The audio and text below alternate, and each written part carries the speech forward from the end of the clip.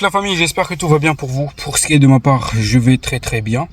Oui, ça date un peu que j'ai pas fait de vidéo, quoi, 3 jours je pense. Mais ça me plaît pas du tout ce qui se passe en ce moment. Les gars, ça me plaît pas et j'imagine que vous êtes pareil aussi. Même si vous êtes focus, certains d'entre vous est focus sur la Coupe du Monde, on garde quand même un œil sur Manchester United, ce qui se passe en interne. Et moi, ça me plaît pas ce qui se passe honnêtement. Honnêtement, ça me plaît pas du tout. Donc les gars, hier Fabrizio Romano, David Orstand, ils ont parlé de l'intérêt de Tottenham pour Matheus Fernandes. Tottenham est entré en discussion avec l'entourage du joueur, l'agent du joueur et West Ham. Ça, c'est ce qu'on nous apprend. Après, il y a d'autres sources comme Diaros Sport, un truc comme ça, qui nous dit que, justement, Tottenham a formulé une offre de 70 millions de livres sterling à West Ham. Et que le joueur, il n'est pas contre d'un départ vers, justement, Tottenham. Dans la foulée, il y a Ben Jacobs qui nous dit quoi ? Que Manchester United est évidemment dans la course pour Matheus Fernandes, que le joueur a une préférence pour Manchester United, encore une fois. Mais évidemment, il y a Tottenham qui est rentré dans la danse. D'un autre côté, Manchester United, justement, ils sont en train de structurer l'offre pour West Ham, faire une structuration pour la prochaine exercice comptable, c'est-à-dire mois de juillet. Manchester United va intensifier ses discussions avec West Ham concernant Matheus Fernandes. Donc quelque part, je suis en train de me dire, est-ce qu'on va se faire piquer tous nos cibles prioritaires lors de ce mercato? Yann Diomandé, Anderson et maintenant Matheus Fernandes. Je suis pas content. Je vous l'ai dit, oui, je sais. Je vous l'ai dit que la prochaine recrue de Manchester United va rentrer dans la nouvelle exercice comptable. Je vous ai expliqué cela dans une de mes vidéos où j'ai discuté, où j'ai donné mon avis sur pourquoi Manchester United ne s'activait pas vraiment lors de ce mercato. Rappelez-vous les gars, j'avais dit que Manchester United, lors de cet exercice comptable, va faire un seul recrue, qui était évidemment Ederson. Et que tous les restes, ça va rentrer dans la nouvelle exercice comptable. C'est ce que je vous ai dit dans ma vidéo. Rappelez-vous les gars, encore une fois, parce que là du coup toutes les informations qu'on est en train d'obtenir actuellement, ça fait que confirmer les faits que j'avais soulignés à l'époque. Et on m'avait dit, certains fans m'ont dit justement à l'époque que est-ce que tu travailles avec Ineos pour affirmer ces propos-là? Les gars, encore une fois, je travaille pas avec Ineos, mais tout pointe vers cela. Et évidemment les gars, tous mes craintes à l'époque, ça se confirme. C'est pas cela qui m'énerve encore plus, les gars. C'est pas ça qui m'énerve encore plus. Ce qui m'énerve encore une fois, c'est que t'as Tottenham, une équipe qui a failli finir en 2e division. Les mecs, ils s'activent lors de ce mercato, lors de ce début mercato. Ils s'activent, ils ont fait déjà, je pense, 2 ou 3 recrues déjà là. Et là, ils sont intéressés par Matheus Fernandes et ils y vont. Tandis que Manchester United attend mois d'août, enfin mois de juillet pour que justement la structuration de l'offre de Matheus Fernandes rentre dans la nouvelle exercice comptable. On se fout de qui là? Ils sont en train de se foutre de qui, sérieusement? Moi j'espérais justement, quand j'ai vu hier la rumeur de Fabrizio Romano, de David Orstand dire que Tottenham entrait dans la course, je pensais que Manchester United allait accélérer le piste Matheus Fernandes justement pour éviter de se faire piquer. Parce que oui, le joueur il a donné son accord, oui, oui, etc. Mais c'est des accords verbaux. Autrement dit, s'il est séduit par l'offre parce que Tottenham est prêt justement à surpayer le joueur, imaginez le joueur il accepte. Donc il y a qui honnêtement sur le même marché, et c'est là qu'en fait qu'on va revenir sur le joueur qui était suivi depuis l'année dernière, Carlos Baleba. C'est-à-dire que là encore une fois on va louper un des cibles priorité encore une fois et on va se rabattre sur quelqu'un d'autre. Je suis pas content les gars, je suis pas content. Je vois tout cela, tout ce qui se passe là actuellement. même si j'en parle pas beaucoup, même si dernièrement je parle beaucoup de la Coupe du Monde, je vois ce qui se passe. Je vois ce qui se passe. Et ça m'empêche pas justement de suivre tout ce qui se passe au sein du club. Mais moi, ça me plaît pas. Je ne sais pas votre avis par rapport à cela, mais moi, je suis dégoûté quand je vois que Manchester United, au lieu de accélérer les choses, ils sont passifs. Ils sont passifs. Ils sont passifs. Donc, je ne sais pas où est-ce qu'on se dirige comme cela. Tandis que Manchester United, évidemment, ne travaille pas sur un autre dossier satellite à côté. Hein. On reste focus sur Matheus Fernandes. Tous les rumeurs pointent vers Matheus Fernandes. Tous les sources pointent vers Matheus Fernandes. Et ça s'accélère pas. Ça s'accélère pas. On le sait, le truc, en fait, on le sait. West Ham, ils sont en train de camper sur leur position. C'est-à-dire qu'ils ont estimé le joueur à 80 millions de livres. Ils veulent leurs 80 millions de livres sterling. Si vous êtes intéressé par le joueur, faites l'offre.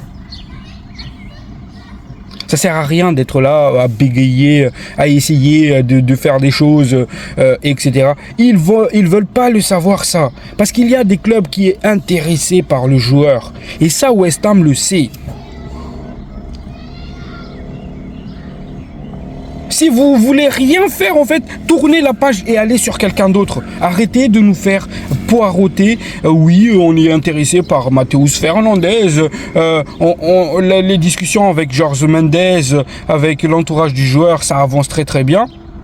Mais zéro offre sur la table. Vous vous imaginez quand même Tottenham, ils sont intéressés, ils ont fait une offre, évidemment une offre apparemment selon Diaros Sport, qui a été refusée par West Ham, qui veulent les 80 millions de livres sterling. Mais c'était pas loin, selon les sources. Du coup, les gars, je sais pas qu'est-ce qu'ils ont, en fait, Manchester United. Je veux comprendre, et je comprends justement le fait qu'ils veulent que l'accord pour Matheus Fernandes, ça rentre pour la nouvelle exercice comptable.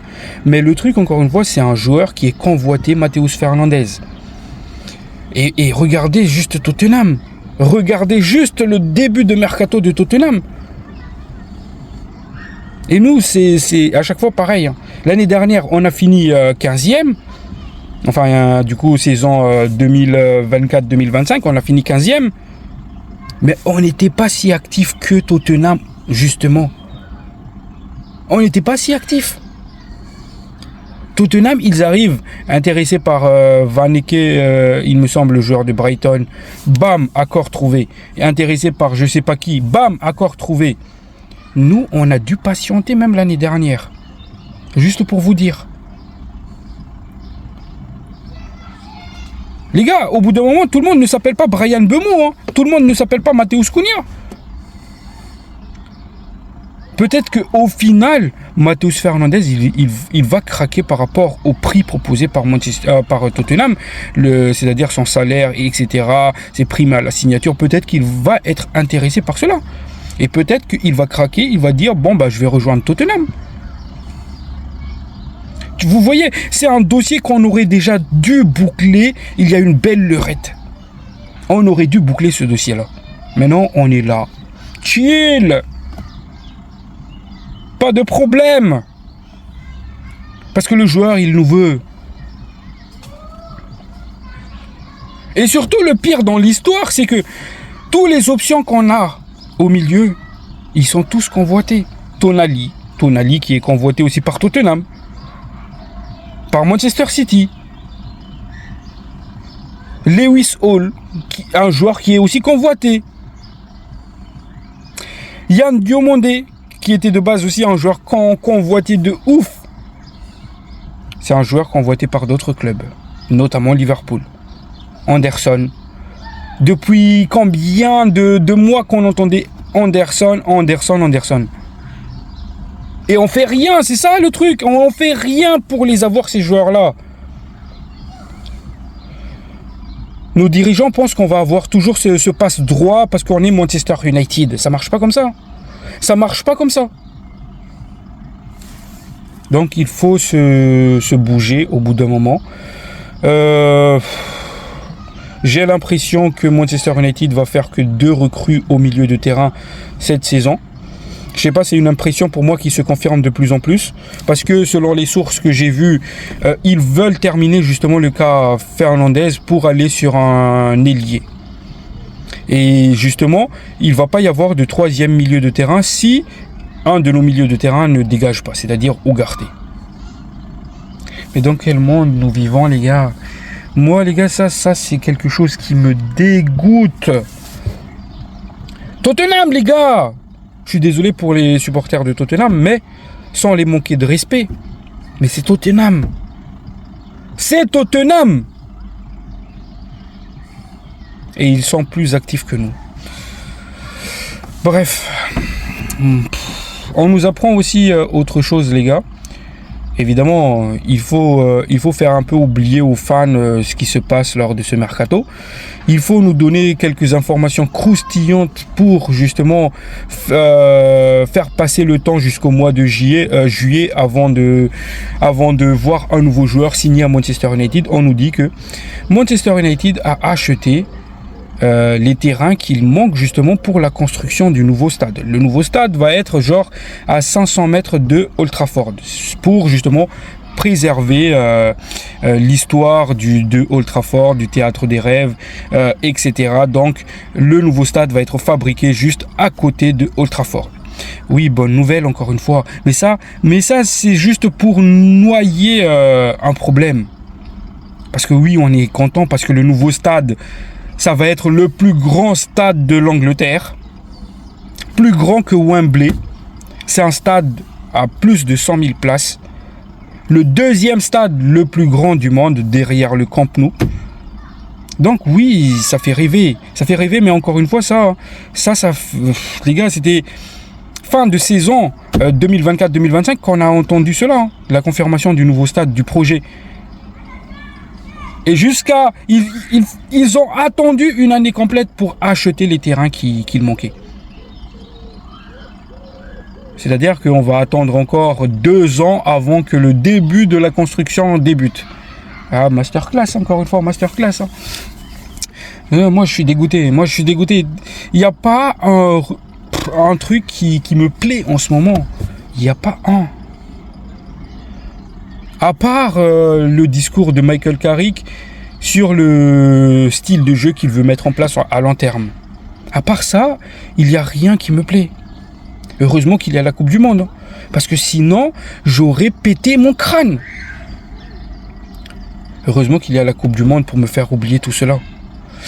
Donc voilà l'équipe. Demain, on va revenir aussi un peu sur la Coupe du Monde.